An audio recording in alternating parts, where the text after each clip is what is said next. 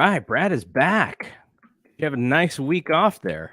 Yeah, man, it was cool. We went up to South Tahoe up at the Kingsbury Summit up there. So we're up like I don't know 7,200 feet or something, and did a couple hikes and ended up like 8,500 feet or so, and just kind of tooled around and went to South Tahoe down to the Heavenly Village and hung out there. Got some pizza and beer, and There you go. yeah, there's a cool sock shop.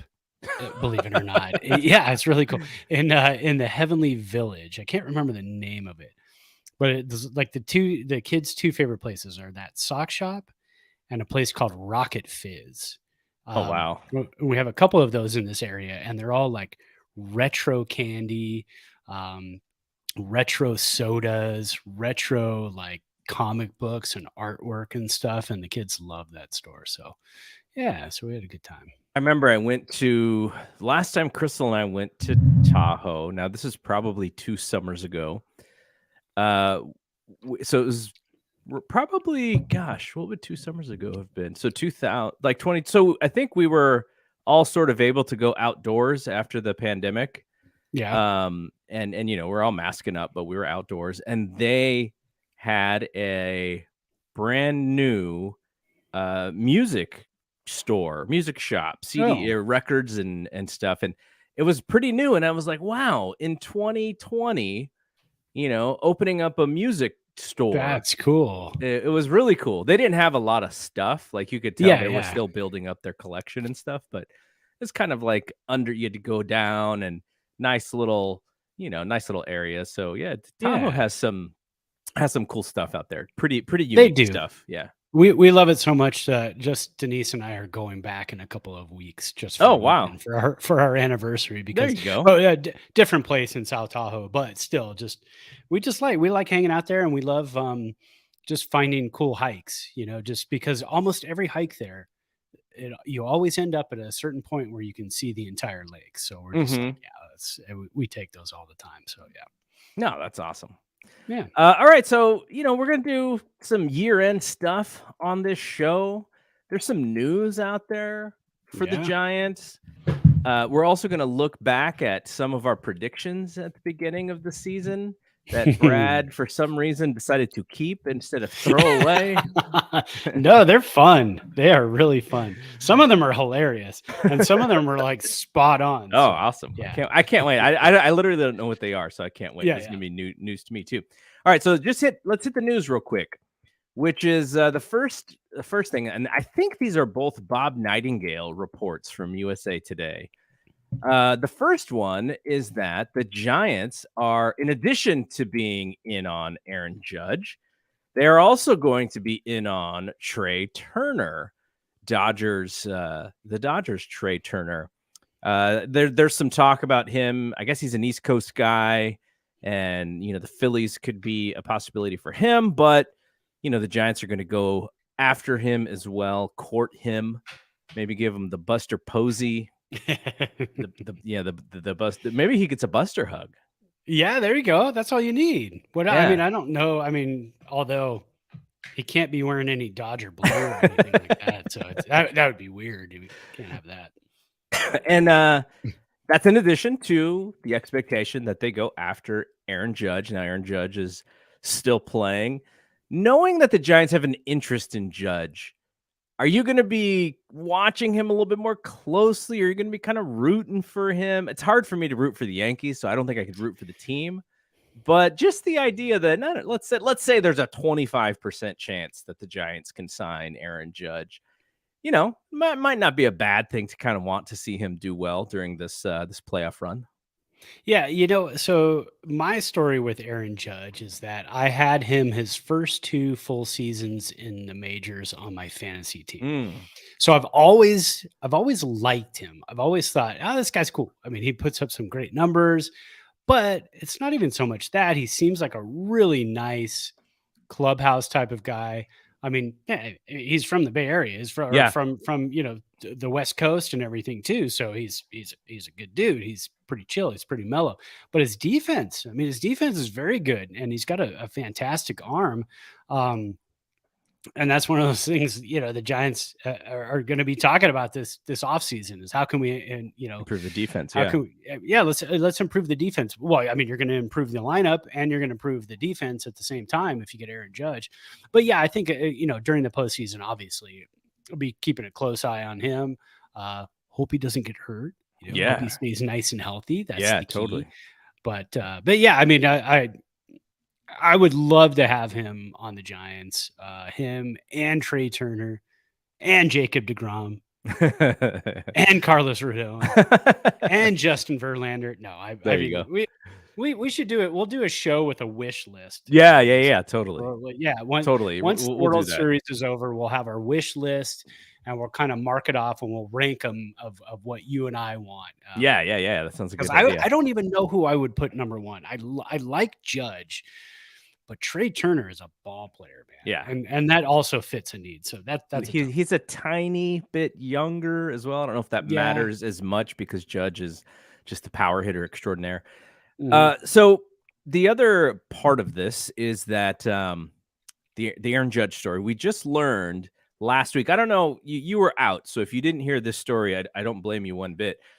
But on the last Bags and Brisbee, before they go on a little bit of hiatus, Bags learned that Judge somehow, like he had gotten an autograph from somebody on the Giants, and this like stuck with him for as a great memory because it showed him sort of like what it's like to be a professional baseball player. So it's kind of stuck with him when it comes to signing autographs. It was none other than Jonathan Sanchez. So this guy's favorite player was Rich Aurelia. He says Barry Bonds is the all-time home run leader, and there's no doubt about that. And Jonathan Sanchez changed his view of being a professional and signing autographs. And the best part of that story, I don't even remember who wrote it, but Bags said that the person who sent it to him was none other than Jonathan Sanchez. Wow. I mean, how can he sign somewhere else, man, at this point? But, is this a good omen right here? New York Giants. The Giants, New York Giants. That was connection. So that was a little bit of my reasoning for rooting for the Mets, in addition to some friends that I have who were really into Mets baseball this year. Yeah. Was like, there's that little bridge and, between the New York Giants and the New York Mets, but then they just went out there play terribly. That like we saw them early in the year, and there was a moment where I was like, they are scary. And they were for almost like I'd say 95% of the season. And then in the end of the year, the Braves catch them and pass them. And that proved to be super costly for them. I was bummed out for my friends, but ultimately I think they sort of half expected it, even though they really, really liked this team. Well, and don't forget too, the orange in their uniform. Some people don't know this, but the orange in their uniform is the San Francisco. No, well, at the time, the New York Giants orange, but the Giants brought that to San Francisco, same orange. So that orange in the uniform, let's not pay any attention to the blue part. Blue, no, we don't need that. But the orange in their uniform is from the New York Giants because they wanted to meld those two, New York and Brooklyn, together. So there's, and again, like we've been talking about the whole week is who can take down the Dodgers. We don't care about who makes it or who does whatever. Who can take down the Dodgers? I don't know if the Padres have what it takes. They've been, like you said, they've been pretty much big brothered and daddied all year by the Dodgers. Yeah. Or zaddied. I just heard that word for the first time like a couple days ago, and I had to look up what is zaddy. I think I saw it on Saturday Night Live. I'm like, what is that? And I looked it up, and I was like, oh, okay. Yeah, what is it? Isn't it just like it's an attractive older man? Yeah. Someone's with swag. Who's got some swag or something. So I'm definitely not a zaddy. I found that out too as I looked it up. I was like, well, that's not me. All right, we're going to talk about the playoff stuff in a little bit, but let's stay with the Giants. The other news that I think this is also from Bob Nightingale. He's been on fire with the Giants. He's busy. Evan Longoria, they do not expect to offer him or to pick up his team buyout or the update. The what is it called? The player he's got the option. The team option. Yeah. They have a team option for 13 million, or they could buy him out at 5. And it sounds like they're going to buy him out at 5, so he'll be a free agent. Now, he said specifically, and this was an actually pretty interesting interview because he was very candid, and he was just kind of like going through what the Giants front office may be thinking, which is if you buy him out and let him go, and he's a free agent, you pay that 5, you may still be able to bring him back at less than the extra 8 that it would take to get the team option. So that is interesting to see if they bring him back and just go, bringing him back at 1 year, 5 million, 5 plus 5 is 10, less than the 13. They save a few bucks there. Yeah, they throw a few more bucks at Aaron Judge. So that's pretty interesting. And I thought it was so neat that he was so candid about it. And he's a vet, he knows what's going on. He's been around forever.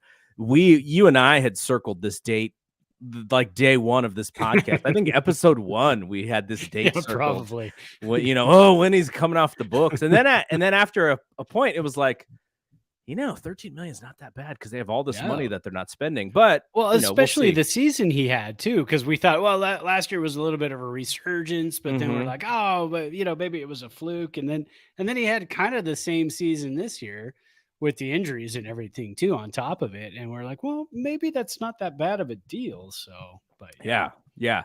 But I do like the idea of him coming back in sort of a veteran role. I know the Giants have a lot of vets, but because he can also produce defensively, and the other options there outside of maybe Wilmer are all young guys. So that is pretty tantalizing to me from that perspective. Yeah. But, it's only going to be 1 more year, probably. He's I think he likes the organization. And kind of in the back of my mind is his future. I don't know what exists with Tampa and his relationship with them. I'm sure he's like one of their best players of all time, but it seems like here he really likes it. And I could see him having a future in the organization and being a part of something. Well, I don't know. Maybe he has coaching aspirations. That I don't know about that, but it would seem to make sense to be in good graces with the Giants because of how they treat former players and how they create opportunities. And, if he's tight with Kapler, Kapler, what is one thing that Kapler likes to do? Add coaches. Just add another one. Yeah. What do we care? Yeah. It's like 75 coaches. Yeah, exactly. What's coach number 76? Who cares? Would you like to see him back though? I would, I think I would. And my main reason for wanting him back is I like his relationship with Kapler. They were teammates. It's that really awesome bridge between the coaching staff and the players. And next year, you've got to think too that we're going to have a lot of younger guys coming up and getting more playing time than they did this year. So you're going to see the Elliot Ramos, you're going to see Kyle Harrison. I mean, you're going to see guys like that. So to have that veteran on not on the coaching staff, but on the 26-man roster to kind of be that go-between, I think that's pretty valuable. I think $10 million, 5 and 5. I think that's totally worth it. I mean, I would pay that in a heartbeat for a tutor, for somebody to show you the ropes in the major leagues. And what is it? Make sure your shower shoes are clean, right? Yeah, exactly. Exactly. They need that. They need all the tricks. They need to know the vet tricks. So before we get to this season review where you're going to read our early season predictions and we'll talk about player of the year and just overall thoughts about the season as we covered it fairly closely, every week talking about the team, you have to be actively paying attention to what's going on. So I think we have a good view of what happened with this team. What are you drinking over there? You told me that you were going to do some experimenting with your drink. I didn't go crazy. I told you it was going to be experimental. After I walked away and I typed that and I walked away, I go, he probably thinks it's like some crazy concoction. and then I was a little late getting on and you go, would your drink blow up? And I'm like, no. Okay. So what I did is I grabbed Oh yeah, Añejo, baby. I've got to give it a shot because it was, I don't know, what was this, like $25 or something? It's the Trader Joe's tequila Añejo. And I went ahead and mixed it with my grapefruit citrus zevia because I wanted to see the difference because I'm always mixing that grapefruit citrus zevia with the Terramana, the silver. So I thought, well, let me give it a shot. And then speaking of giving it a shot, I threw it in there because I wanted to taste it. So. Yeah. All right. Well, yeah, it's good. I mean, it's not top shelf. I can tell you that for sure. Right. But it's good. So if you mix it in here with the grapefruit zevia, very, very smooth compared to the Terramana, which I like. Yeah. It's different. The Terramana's got that salty bite to it. Mm-hmm. So if you want that, if it's nice and hot outside, but if it's cooler outside, like it is, well, I don't know, 78 degrees, how cool that is. But yeah, it's definitely smoother. Threw the little lime wedge in there, lots of ice, and yeah, it's good. I like it. I would buy this bottle again for sure. Would I drink it straight? Probably not. Would I find more juices and different things to mix it with? Absolutely, because I can see this with that. Have you ever had that ice drink? I think it's like a fruit drink, but it's not too much fruit. And it's a little bit caffeinated and it's fizzy. Oh, so, okay. Yeah, that I've mixed with before. Is that like you get that at like Costco and stuff, right? Yeah, exactly. Yeah. So I've mixed that before with the Terramana Silver, and it's really good. So I'll try it with this next time, and I'm sure it'll give it. I mean, even more smooth. But like we used to say in college, I can't taste the alcohol. So that's bad. Okay, so what am I drinking? By the way, the Black Adam is coming out in a couple weeks. Yes. When Black Adam comes out, I think that weekend I'll bust back out the Terramana for our show. There you go. So what I'm drinking, you see a nice little cube there, or a sphere of ice, and some whiskey. So I've been watching some Cobra Kai season 5. I don't know. Did you ever watch any Cobra Kai? I watched the first Karate Kid movie back when I was a kid, and that's all I've seen. But I would like to. So this season of Cobra Kai, season 5, is the center bad guy is a guy by the name of Thomas Ian Griffith, who played the big bad in Karate Kid 3. Now, Karate Kid 3, in the lore of Karate Kid, did terrible business because Ralph Macchio was like 32 years old playing a teenager and looked all of 32. Was not fit in any way. It was definitely a paycheck movie for him. But it was not a good movie. I remember going like the first week that it came out. I think I saw it the second week, and it was already at like the bargain bin theaters, which was great because I only had to pay like $5 to watch it. But not the best theater. It's like kind of smells in there and stuff.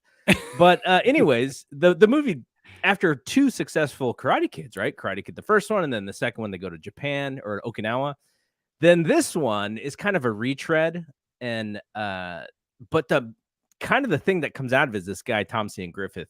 So as they're going through the seasons of Cobra Kai, one of the fun things about it is you watch the first season, and then you're like, oh, what could they do? And you go back and remember all the characters from the movies.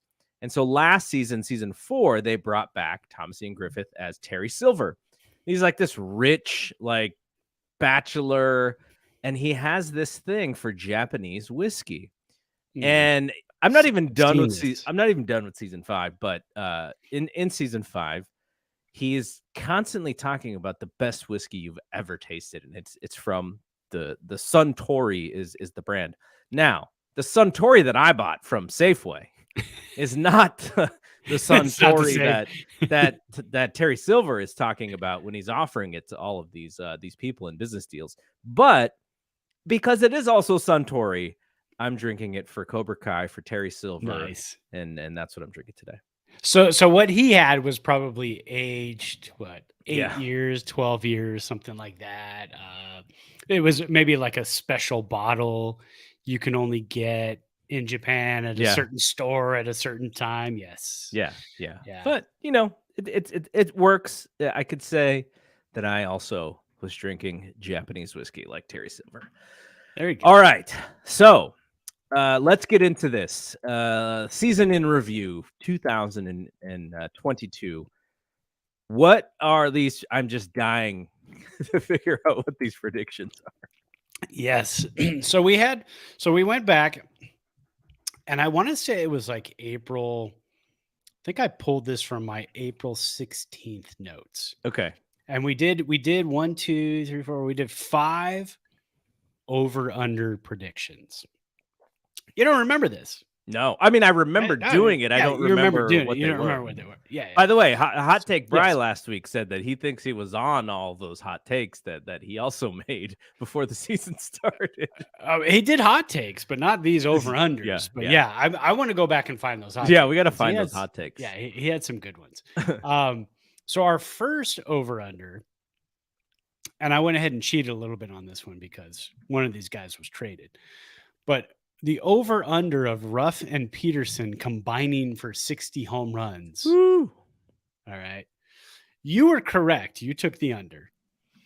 60 home runs did not happen. It was 34. 23 of them were from Jock Peterson. The other 11 came from Darren Ruff as he withered and disappeared once he went off to the New York Mets. Yeah. I like the guy we got back though. I think we got the better of that trade. I think we absolutely did. I should have fudged that a little bit and said Ruff, Peterson, and JD Davis and made it a combined. Then we get pretty close, right? I think so. Let's see. What did JD Davis do? Total home runs on the season. He was definitely in the double digits. Yeah, he hit 12. So add another 12 onto that 34. Quick math here, 46. Yeah, we're still 14 off. But yeah. But so you took the under. You were correct. I took the over. I have no idea why. I think I thought Peterson was going to hit 40 home runs. Well, see, the thing about it is hit 20. If I go back to the beginning of the season, we were really high on Darren Ruff's season. We were drinking the Farhan Zaidi Kool-Aid when it came to the idea of this guy's only going to face left-handers. His velocity coming off of the bat is very high. That means he's going to have the best season of his life. And so we were high on him for sure this year. Yeah. But why did I pick 60? I don't know. I mean, because we're coming off of last year where the Giants led all of baseball in home runs. That's true. All right, I'll take that. I had to find, because after I was looking at this yesterday, I was like, 60. Where did I get that number? Because you're talking about two guys who aren't going to be playing at the same time. Right. And they would have to combine into this one superhuman that hits 60 home runs in a season. You know, the other thing is I don't think that we thought the Giants were going to have 152 different lineups out of the 162 games. Well, that's not what we thought. So that's also part of the calculus. We also didn't think that they would have 26 DHs. And that's what they ended up with. So, and then the next one, Carlos Rodon, 200 Ks, over under. And you went with the over. So congratulations. 2-0. All right. 2-0. 237 strikeouts. I went with the under. I don't know why. I think I know why. And I think my reasoning was probably the health. Yeah. Oh yeah. I thought he was going to. That's why it was the over under, was because there was concern. Yeah. I thought they were going to be a little more use him a little more sparingly at the beginning of the season. Maybe he'd go on the phantom IL, miss a couple starts. That was only the last game of the season, right? It was only the last game where he missed. What a year. And at that point, he had 237 strikeouts. Just absolutely insane. I called him Lincecum Light today. Yes. And the only thing that separates them is Lincecum just had way more innings pitched, so his strikeouts were higher. Rodon didn't even reach 200 innings, right? I don't think he did, no. So, that's the only difference, and it's just really the difference of what baseball is today versus, back then, 10 years ago. And, if you think about it, maybe Lincecum lasts a little bit longer if he's not throwing 265 innings, This is true. We get a couple more years out of him, I'm sure. Yeah. Our next one, our over-under, 90 wins on the season. Yeah, we both blew that one. We both took the over on that one. But again, high hopes, 107 wins. Okay, not as great of a season. They win 91, 92, 93 games maybe. Yeah. But they won 81 as well. Yeah, we expected them to make the playoffs. Like, that's the bottom line. Like, that's a number that's going to get you into the playoffs. Yeah, and I think that was pretty close. I want to say the Phillies probably won 88, 89 games, something like that. And so we thought, okay, that's what it takes. And now we know for next year. But we both took the over and we were both wrong. We got 2 left. Tyro Estrada playing in 120 games. That one kind of blew out of the water about halfway through the season as we saw what he was doing. And this guy's great. He's like the one regular in the lineup every day. Pretty much. Him and Crawford, I guess. Yeah. So 120 games was the over-under. He finished with 140 games. You took the under. So you're actually wrong for twice. I took the over because I figured he was going to be second base, shortstop, first base, left field. I thought he was going to be all in there, and I was really kind of banking on a big Tyro Estrada year. And that's what we got. And I think we're going to get an even better year out of Tyro Estrada next year. Again, stronger lineup next year, hopefully. Bigger season out of Tyro. What he hit 14 home runs, stole 20 plus bases. So fantastic season out of him. We're going to do player of the year. Yeah. And our top 3 are really the only top 3. But when you get down to like the next 3 or the next 4, he's right in that next 3 or next 4 as far as valuable players for the season. I wanted to actually put him as number 4 in our Twitter poll, but I ran out of characters. So it's because Twitter. If you would have spelled it Logan Webb instead of Brandon Webb, it would have gave you a couple more back. Exactly. Oh, we'll get to that. What a goof. I can't believe I did that. That was funny. I thought it was funny. I saw somebody comment on that and they said, you call it Brandon Webb is back. And I go, Brandon, oh no, did I do that? Yeah, it's my buddy Brady. He was writing, I think he was writing for a blog, like a Boston Red Sox blog. I don't know if he continues to write, but he's a pretty hardcore base. You remember when we had the guy Jarrett from baseball? Oh, Seidler. Yeah. He and Brady are friends. So I don't know Jarrett through Brady. I kind of know them kind of at the same time.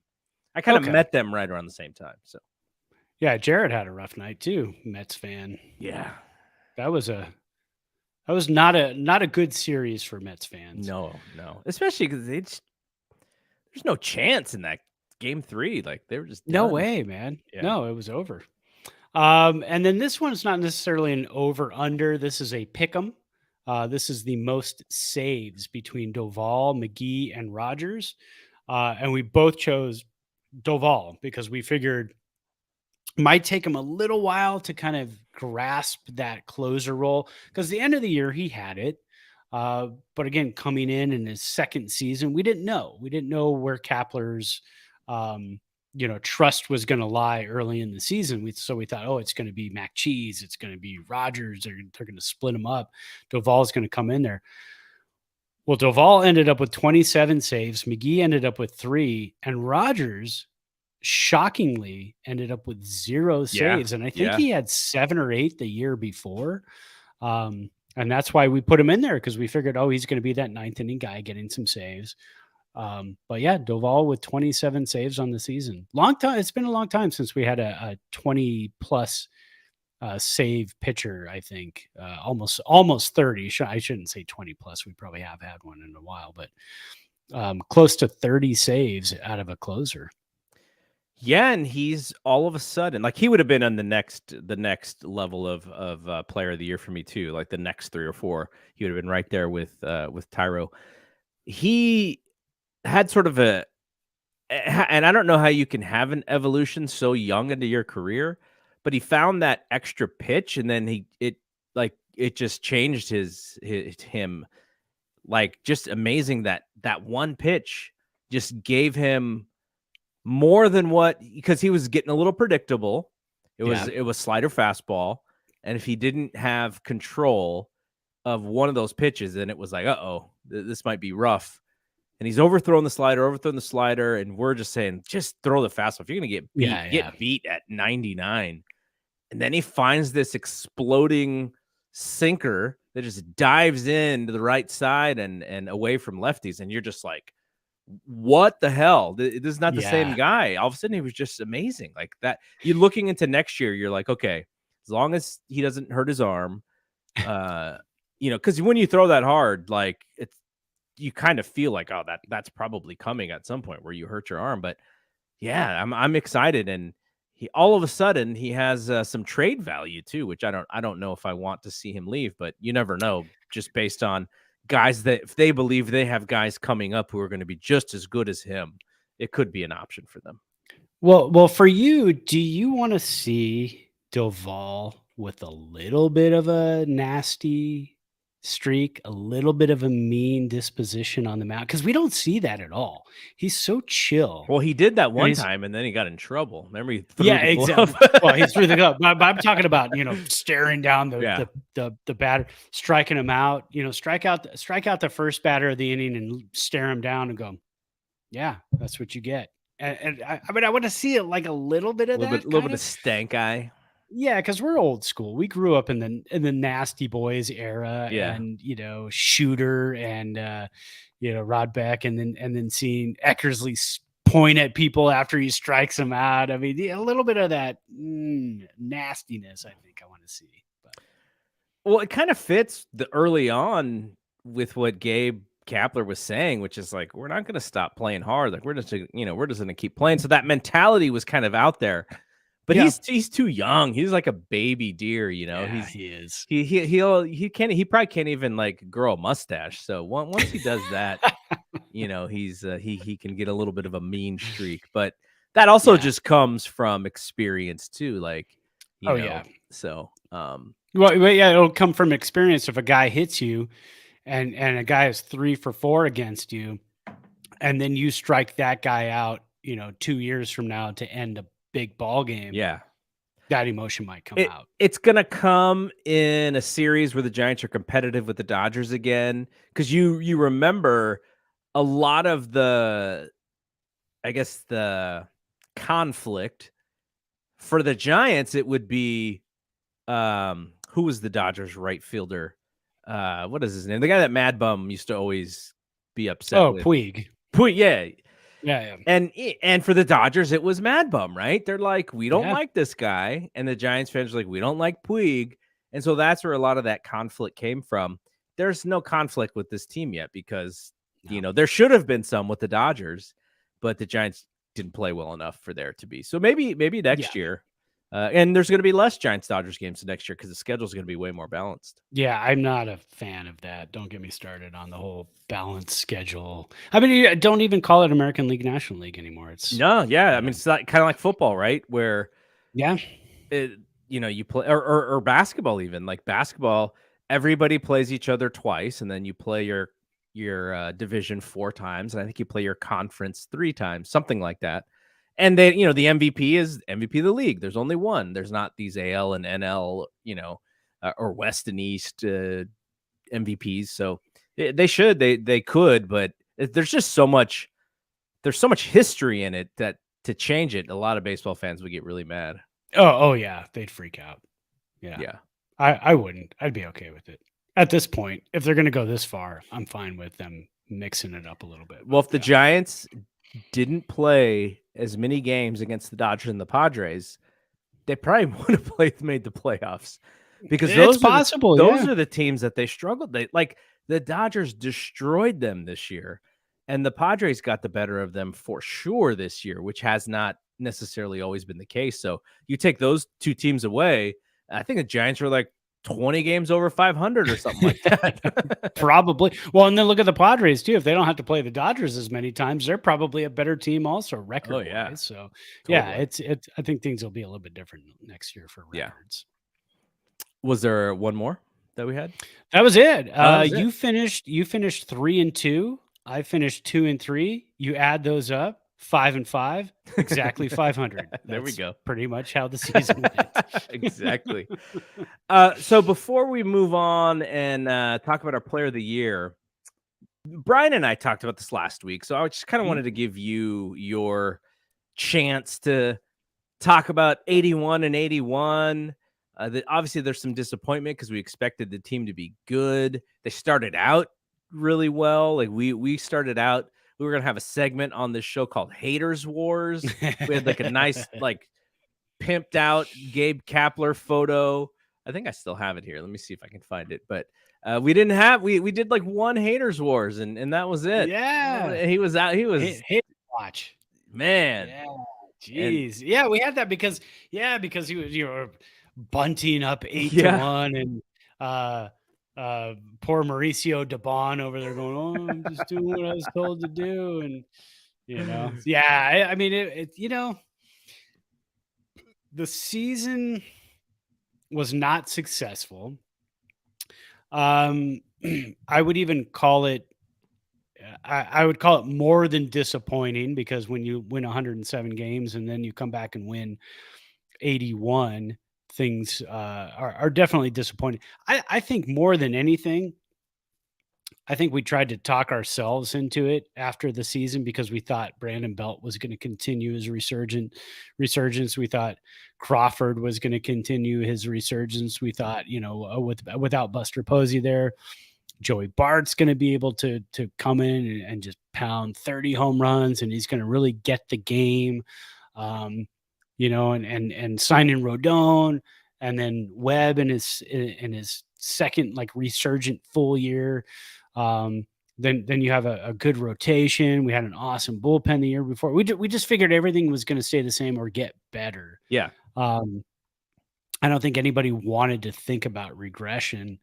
But it happened, and that's the way it is. And I think I just don't know where this team goes next. I don't know where Zadie and the next GM are going to go next with this, because when you look at the fact that we probably won't have Rodon next year, not going to give him a 7-year deal. That's just not at all what the Giants do. What is this team doing? What are they building? Are we building a team for the future? Are we building trying to build a dynasty? But it's hard to do when you're not locking players up for 4, 5, 6 years in this day and age, in this market. So I don't know. I don't know. When you look at the 81 and 81, you go, man, this team could easily be worse than that next year. They could have been worse than that this year if they didn't have such a fantastic September. Not even all of September, but late September. Mm-hmm. But yeah, when I look at that 81 and 81 record, and then I think about what can happen next year, man, even with a good off season, I'm not 100% sure what to even think about this team yet. But I know 81 and 81 was absolutely disappointing when you look at the year before. Yeah, absolutely. All right, let's talk about this player of the year. You did a poll, and we let the listeners, the Twitter followers, decide who that player of the year was, and I think it shook out exactly how we wanted it to shake out. I know that my pick won. But let's talk about that player of the year. See, this is player of the week because we done player of the week, but player of the week this week is just going to be player of the year. Well, yeah, and before we go do it, I'll do another quick poll that we did. I put this one out September 27th at like 7:00 at night. So I think it was the Friday night before the season ended, 6 games left. I said, what's this team going to do? At that point, they were 75 and 78. And the poll winner on that one was finish exactly 500, and 40.9% of the votes went to that. And that was the winner. And that's exactly what happened. So let's move on to player of the year. So like I said, I picked 3 players. I wanted to pick 4, but I ran out of Twitter characters because that's Twitter. So I was only able to pick 3 players. So coming in last with 10% of the vote. Jock Peterson. He hit his slash was 274, 353, 521, 23 home runs, 144 OPS plus, 198 total bases. And when you look at it, I believe Tyro Estrada had 196 total bases. So only 2 total bases behind Jock Peterson when you think about it. His OPS plus was closer to like 107. So just above average, not the 144 that Jock had. Coming in second place, not Brandon Webb, but Logan Webb. I put Brandon Webb on here. And I've done that so many times this year. I think I've said Brandon Webb instead of Logan Webb because we all know from about 10 plus years ago, 15 years ago, the great Diamondbacks pitcher, Brandon Webb, who just was lights out for a couple of years there. But Logan Webb came in second place with 15% of the vote, 15-9, 2.90 ERA, 3.04 WHIP, 7.6 Ks per 9, 139 ERA plus. A very, very good year. Awesome second full year. And then Carlos Rodon, your winner for the Giants Player of the Year, MVP, a 14-8 record, 2.88 ERA, 2.25 FIP. 12 Ks per 9, which is ridiculous, and 140 ERA plus, which is only 1 point higher than Logan. Don't call me Brandon Webb. So great season for him. I think a lot of people are sort of feeling like it's going to be the one-off. It's going to be like the one great Giants year. Here's where I'm going to have a big problem because I don't expect us to re-sign him. Right. If he haunts us by signing with the Dodgers. Yeah. Yeah, that's going to be tough. I think I was listening to Bags and Brisby and they had mentioned, was it Bags and Brisby? No, it was Cole Kuiper, Pavlovich. And Pavlovich. And Pavlovich was kind of leaning towards him signing with the Cubs because the Cubs are one of those teams. I remember last year, Seiya Suzuki, they came in and grabbed him. Stroman, they came in and grabbed him. They have a really good young core.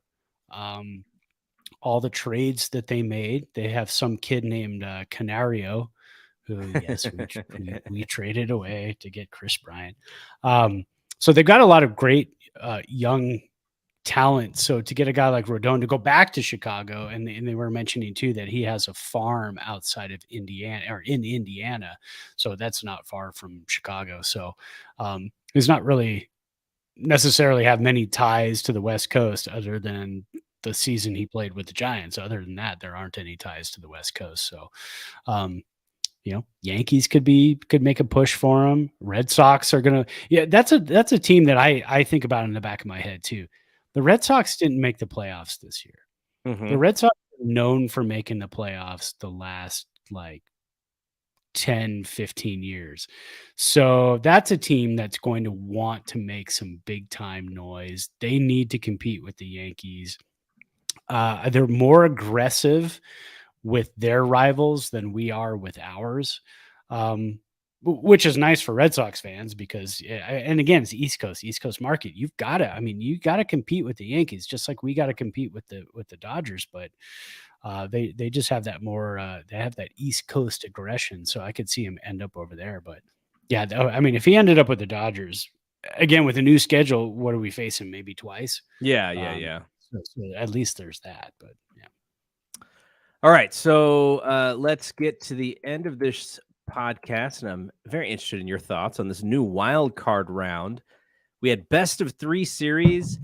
The best seed or the better seed was the home team all 3 games. Yeah, I thought that was cool. Did you like it? It's the only thing I didn't like, except you can't have the lesser seed have the first home game, and you can't have the lesser seed have the last home game. So exactly. The only one that would make sense is the middle, and then it just adds travel to it that they don't want to do.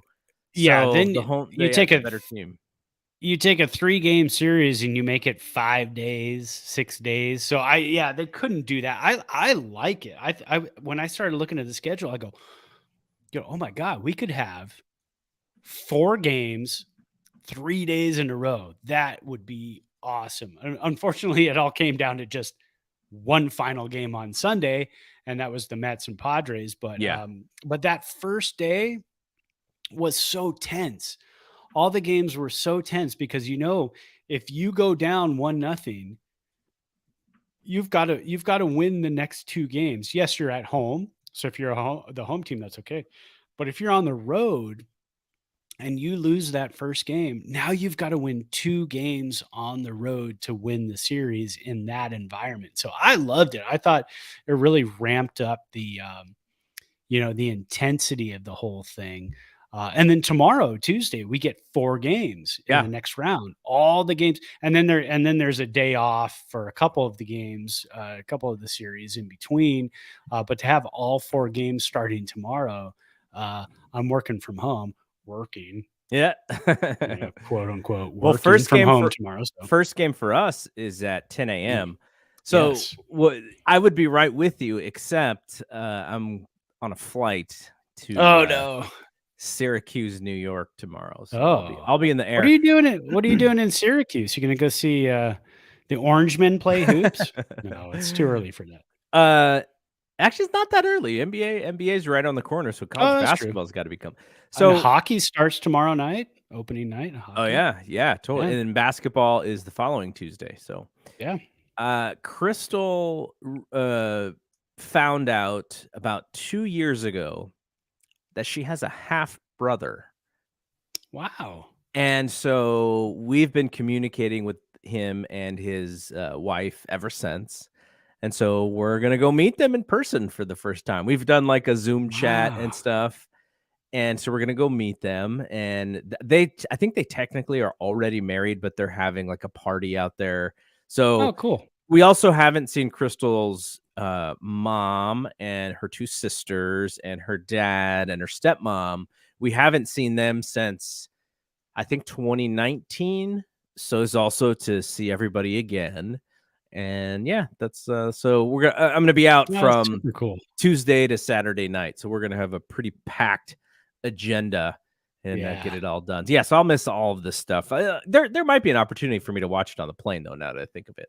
Oh yeah, for sure. And have you been to the East Coast before? I've never been to South Carolina, if you want to call that the East Coast. That's the eastest that I've been. Yeah, I've been to New York City a few different times. I've been on trips to Boston and DC. And this will be our second time in the sort of upstate New York area. So nice. Oh, that'll be fun. Yeah, I mean, I'm not a fan of those cross-country flights, but oh well. It is what it is, man. Yeah. So I think the next couple of series, I think the next round is going to be pretty interesting. I think it could be pretty lopsided in a couple of the series, Dodgers series, Houston series, even the Braves series. I think the Braves could pretty easily sweep the Phillies. And we're looking at 3 out of 5, right? In the next round. Yes. So it could be over pretty quick for some of these teams. Because I don't know if Seattle can hang with Houston. Cleveland has a shot. Cleveland has a shot with New York just because they're so hot right now. Yeah, exactly. Cleveland is one of those teams that they just don't care.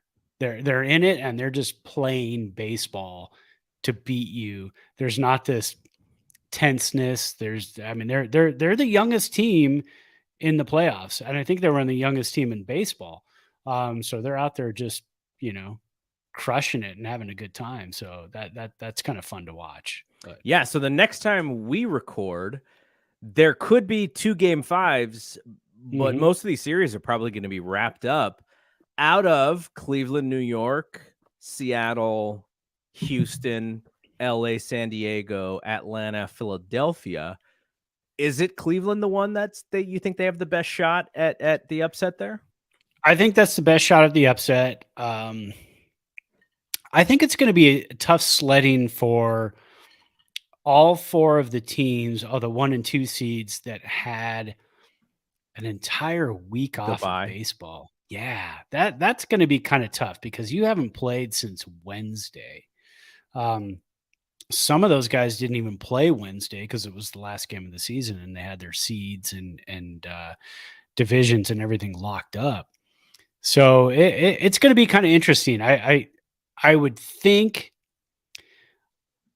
Look for honestly, I wouldn't be shocked if all 4 road teams won tomorrow. Wow. Yeah, just because their bats are their timing is probably a little bit better. Yeah, I would not be shocked if all 4 road teams win game 1. I think the Padres have to win game 1 or they may get boat raced. This is true. And it's Urias. Yes. So that's going to be tough. But again, they just came off of crushing the baseball in New York. They're riding high. They've had 1 day off. They fly, they land, and they're ready to grab their bats and get going. And the Dodgers have had an entire week off. Yeah. To face, live pitching, their own guys. So a little bit different environment, but we'll see. We'll see. Suarez against Fried in Atlanta. That is game 1. And then Logan Gilbert against Justin Verlander, game 2 at Minute Maid Park. That's going to be a fun matchup. First game is on Fox. The Astros game is on TBS, and then Guardians at the Yankees. Quantrill versus Garrett Cole. That is game 3, also on TBS. And then we go to FS1 for the night game tomorrow night. Clevenger against Urias. And it's kind of, to me, it's like, I know the Padres and the Dodgers fairly well. So I'm actually leaning towards that being the most interesting series. But I'm interested. I could see all of baseball getting on the Guardians bandwagon. Yes. The year after they changed the team name and the logo, Guardians baseball, like just getting behind. If they could beat the Yankees, that would be an amazing story. And then going into Houston, we think Houston's is going to take care of Seattle. But I have a lot of Seattle friends who are just so excited about baseball right now, so it's kind of cool to watch. And then the other side, I don't know. I would love to see Bryce Harper get to that next level. Like, when he was in the Nationals, like I didn't want, because obviously the Giants were good, but now that the Giants aren't in it, I'd like to see a guy like Bryce Harper, who has been a really, really good baseball player since he was like 19 years old, see what he looks like on that next level again, with the, I guess the Nats did win it when he was on the team when the Nats won it, right? No, it was the year after he left. Oh, God, see, there you go. So I want to see his that first for him. year in Philadelphia. The Nats go on and win the World Series. Trey Turner. Yeah, that's what it was. Yeah, exactly. Yeah, Trey Turner and was Scherzer on that Juan team? Soto was there. Scherzer was there. Yeah, there you go. Trying to think who else. Strasburg, baby. Yeah. Oh, who was the third baseman who ended up in Anaheim. Oh, well, I'm not going to remember it this brain moment. fart. Rodon, big time. Rodon, yes, the other Rodon. It's because he's been hurt every year. Yeah. Once he signed with Anaheim, that was kind of it. We haven't heard much from him. So I'm going to say all the favorites, but I'm going to take the Guardians. That might be really dumb, but if momentum exists in baseball, I think the Guardians have a chance. They may lose, some of the late games just from a talent perspective. The Yankees are still preloaded, but the Yankees also had a really good first half, like excellent first half, and just an okay to good second half. So they haven't been playing their best baseball.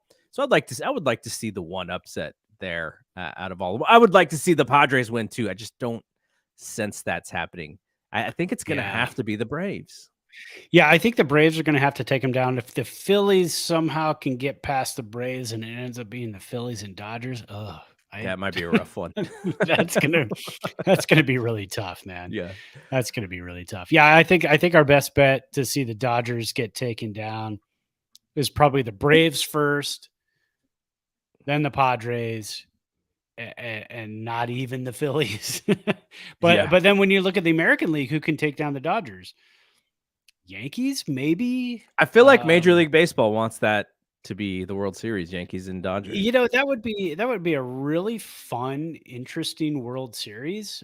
Because if the Dodgers, soon as the Dodgers walk into Yankee Stadium and that crowd goes just nuts on them, that would be a really, really fun series. Dodgers fans also want revenge on Houston. Yes. Oh, absolutely. 100%. They do. They want to play that series over again. Yeah. It'll just be in 2022, but they want to play that 2017 series over again for sure. Yeah.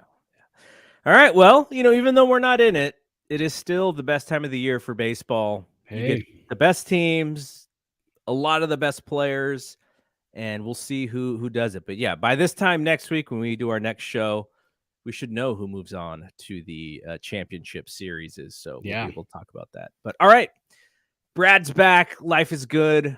We'll be back here next week. So for Brad, I am Double G. We'll see you when we see you. Peace out. Peace.